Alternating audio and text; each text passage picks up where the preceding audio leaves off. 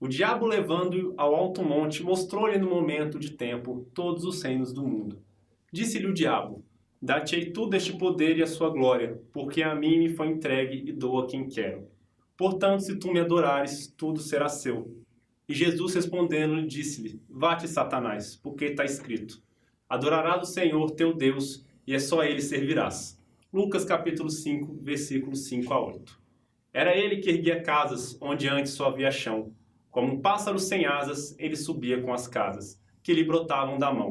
Mas tudo desconhecia da sua grande missão. Não sabia, por exemplo, que a casa de um homem é um templo sem religião. Como tão pouco sabia que a casa ele fazia, sendo a sua liberdade, era a sua escravidão.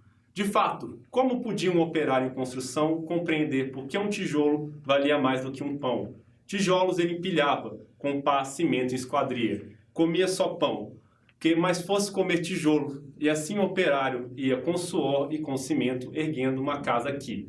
Diante um apartamento, além de uma igreja à frente, um quartel e uma prisão. Prisão onde ele sofreria, não fosse eventualmente um operário em construção. Mas ele desconhecia esse fato extraordinário, que o operário faz a coisa e a coisa faz o operário. De forma que certo dia, à mesa ao cortar o pão, o operário foi tomado de uma súbita emoção. Ao constatar assombrado que tudo naquela casa, garrafa, prato, facão, era ele quem os fazia. Ele, um humilde operário, um operário em construção. Olhou em torno, gamela, banco, enxerga, caldeirão, vidro, parede, janela, casa, cidade, nação. Tudo que existia era ele quem fazia. Ele, um humilde operário, um operário que sabia exercer a profissão. Ah, homens de pensamento! Não sabereis nunca o quanto aquele humilde operário soube naquele momento, naquela casa vazia que ele mesmo levantava, um mundo novo nascia.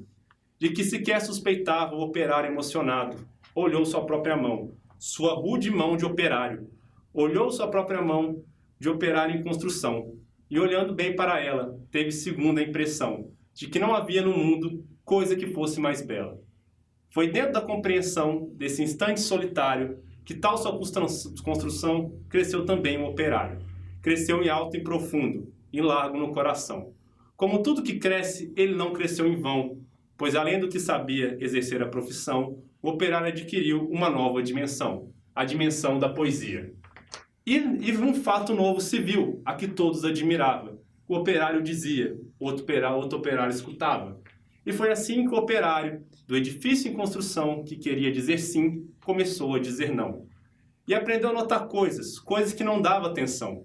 Notou que a sua marmita era o prato do pratão, que a sua cerveja preta era o uísque do patrão, que o seu macarrão de Zuarte era o terno do patrão, que o seu casebre onde morava era a mansão do patrão, que seus 2 pés andarilhos eram as rodas do patrão, que a dureza do seu dia era a noite do patrão, que a sua imensa fadiga era amiga do patrão.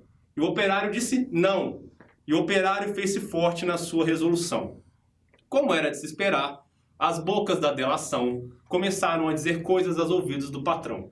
Mas o patrão não queria nenhuma preocupação. Disse, convença-me do contrário, disse ele sobre o operário, e ao dizer isso sorria. Dia seguinte, o operário, ao sair da construção, viu-se súbito cercado. 2 homens da delação, e sofreu por destino sua primeira agressão. Teve seu rosto cuspido, seu braço quebrado, mas quando foi perguntado, o operário disse não. Ele em vão sofreu o operário sua primeira agressão.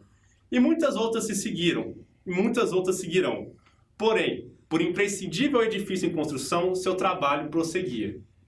E todo o seu sofrimento misturava seu cimento da construção que crescia.